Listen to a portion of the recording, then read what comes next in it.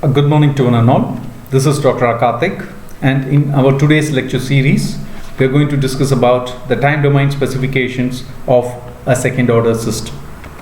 So, the time domain specifications, now these specifications, they are certain parameters which are used to represent or indicate the performance of a system. So, any control system, the performance is indicated through these specifications and in terms of time domain. So here now we consider the block diagram of a closed loop control system, that is a second order closed loop control system. So it is a general representation. So now it is connected to a unity feedback system. Now this system is referred to as a second order system. Now the general representation of the transfer function of a second order system is given by, so C of s by R of s is equal to G of s divided by 1 plus G of s into H of s. Now since it is a unity feedback system, we consider H of s is equal to 1. Now the general representation of the second order system is given by omega n squared divided by s squared plus 2 zeta omega ns plus omega n squared. Now where the zeta represents the damping ratio. And in our earlier lecture series, now we have studied what is this zeta and based on the value of zeta, how the second order system can be classified. So when zeta is equal to 0, you call it as a undamped system. Now when the damping ratio is between 0 to 1, the value is between 0 to 1, now we call it as an underdamped system. Now when zeta is equal to 1, now you call it as a critically damped system, and when zeta is greater than 1, we call it as a overdamped system. So in our earlier lecture series, now we have discussed about these second order systems. So now based on this second order system, now today we are going to discuss, now you can see, now I have represented the underdamped system. The response of a second order underdamped system is given by C of t is equal to 1 minus e raised to minus zeta omega n into t divided by root of 1 minus zeta squared into sine omega dt plus theta. Now this, it is the response of a second order system, that is the time domain time response of a second order system. And when you plot a graph, now you can see this graph, it is nothing but the response of a second order system. So initially you have oscillations, and that is because of the sinusoidal term, and since there is a decaying component, exponentially decaying component, now you can see the response slowly reduces and it reaches the final steady state value of 1. So a typical second order system, and our most practical systems, they fall under this underdamped category. And the best value suited for zeta is 0.7, as we have discussed in the earlier case. Now based on this, now we can define certain specifications which are used to represent the performance of any control system. These performance parameters, you call it as the time domain specifications. So what are these time domain specifications? Now we have 6 time domain specifications. The first one, we call it as the delay time. It is represented as TD. The second one, we call it as the rise time. It is represented as TR. The third one, it is the peak time, represented by TP. The fourth one is the peak overshoot, represented as MP. The fifth one, it is the settling time, it is given by TS.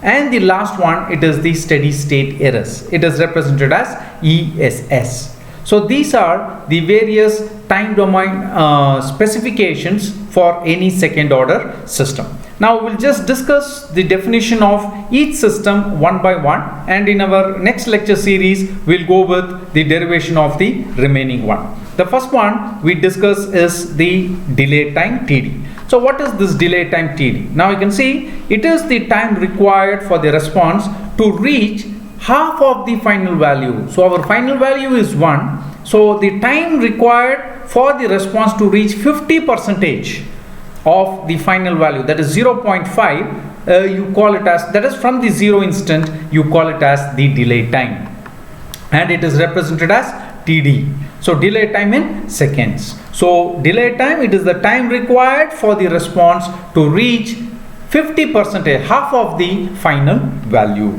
So you call it as a delay time.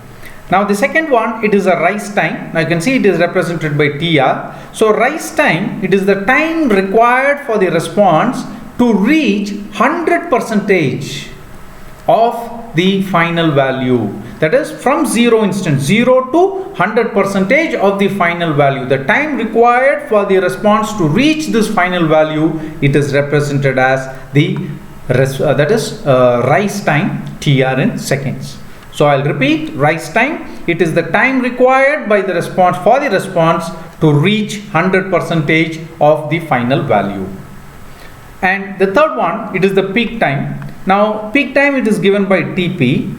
So peak time is nothing but it is the time required for the response to reach the very first peak. Now you can see this is our first peak. So the time required to reach the first peak for the first time. Okay, now you call that as the peak value. So the time required for the response to reach the peak value for the first time, which means the first peak. It is denoted by TP. Now at the peak time, your derivative, normally here the peak value, the derivative is always equal to 0. This is our third time domain specification, that is the peak time, the time required for the response to reach the first peak. Okay, then the next one, we call it as the peak overshoot. So what is the peak overshoot? So the peak overshoot is represented as MP, and normally it is given in terms of percentage.